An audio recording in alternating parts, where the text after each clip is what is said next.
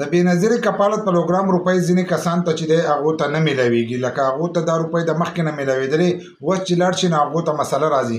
دغه شانتې ځینې نوي کسان دي نو هغو ته هم په راتلونکي وخت کې دغه مسله راتلی شي، یا کم نوي کسان او رجسټریشن کوي یا تاسو دوباره اندراج کوئ نو دا ویډیو ستاسو دپاره لازم ده. داسې نه چې سبا ورځې بیا تاسو ته مشکله جوړه شي او دا روپۍ تاسو ته نه میلاویږي یا درته میلاویږي او ډېر په مشکله میلاویږي. د دې دپاره بیا تاسو سفر کوئ نو هغه نه ده ښه. د اوس نه چې تاسو ځان پوه کړئ چې سبا ورځې بیا تاسو ته دا مشکله چې دا جوړه نه شي. نو دا ویډیو معلوماتي او د غریبانو دپاره نو تاسو دا ویډیو رالی دا مخکې شیر کوئ چې نورو کسانو ته وررسي. دا لایک شیر پرېږدئ نو دا د ویډیو له چې دی دا لازم ورکوئ. اکثر ځینې کسان زموږ نه تپوس کوي وایي موږ ته روپۍ چې دی دا نه میلاویږي، موږ ته دا وایي چې ستاسو ذله دا نه ده.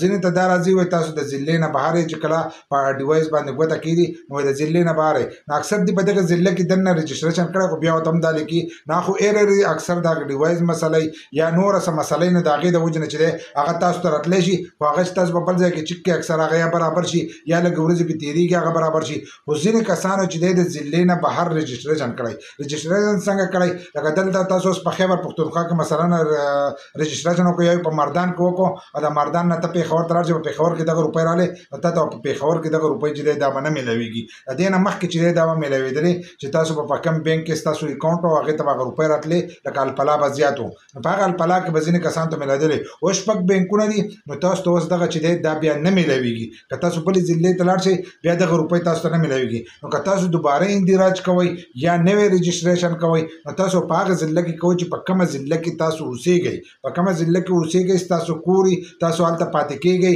یا یو په راتلونکي وخت کې ارادی نو تاسو به هلته کې رجسټریشن کوئ نو دا روپۍ به تاسو ته میلاویږي. که تاسو ضلع چینج کړه نو بیا به تاسو د هغه ځای نه راځئ او خپلې روپۍ په هغه ضلع کې رالی چې په کومه ضلع کې تاسو رجسټریشن کړئ هغې ته به راځئ نو هلته کې به دا روپۍ تاسو ته میلاویږي. دغه شانې که تاسو د علاقې نه بهر تللی نو بیا دا روپۍ چې دی دا تاسو ته نشي میلاوېدلی. په راتلونکي وخت کې کیدای شي که بیا پکې نوی اپډېټ راشي ځکه مخکې میلاوېدلې خو اوس چې دی دا مسله راغلې ده نو کم کسان چې بار بار دا تپوس کوي چې موږ ته دا مسله راځي چې موږ د ضلعې نه په بل ضلع کې یو موږ ته به دا روپۍ میلاوي که نه میلېږي د صوبې نه بلې صوبې ته تللو لکه په خیبر پښتونخوا کې یو کړی او موږ هلته په سیند کې اوسېږو نو تاسو به راځئ په کم ځای کې چې تاسو رجسټریشن کړی نو تاسو په هغه ځای کې ته راځئ او هلته کې به خپلې روپۍ چې دی دا به راخلئ. که تاسو په هغه ځای کې نه نو بیا دا روپۍ تاسو ته نشي میلاوېدلی. نو کوم چې نوي کسان دي یا زاړه کسان دي تاسو ته دوباره اندراج میسج راغلی نو هلته کې به رجسټریشن کوئ چې کوم ځای کې اوسېږئ.